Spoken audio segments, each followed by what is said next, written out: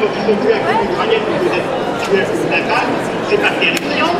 Et des intellectuels polonais qui sont empoisonnés, qu'on en parle.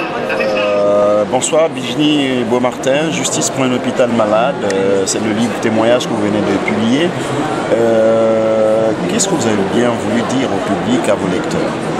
Bonsoir monsieur. Ce livre pour faire connaître le harcèlement aux femmes au travail et voilà.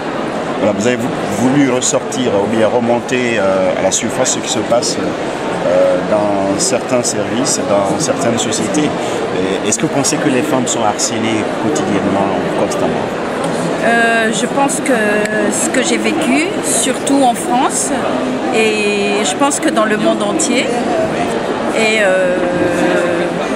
peut-être, je vais dire que peut-être comme je viens de l'étranger, voilà, et j'ai vécu vraiment,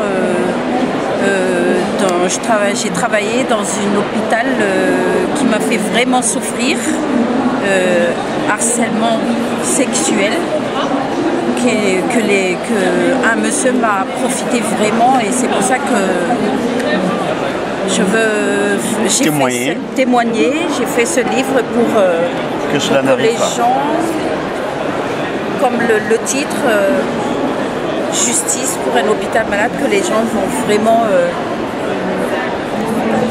comprendre. Voilà. Est-ce que c'est l'hôpital qui est malade ou bien ceux qui sont censés diriger cet hôpital qui ont des responsabilités, qui ont une certaine perversité par rapport à des êtres humains ou en l'occurrence aux femmes qui sont fragiles et apparemment faibles? Moi je pense que pour mon histoire c'est vraiment l'abus de pouvoir de l'hiérarchie. Voilà, parce que c'est les patrons, ils ont le pouvoir, ils peuvent tout faire. Et voilà. Vous pensez que ce message qui sera porté à votre cible aura des retentissements? Normalement oui.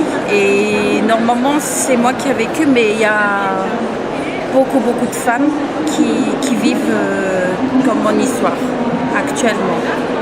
Vous comptez l'expliquer ici et ailleurs, en l'occurrence dans votre pays? Si je peux faire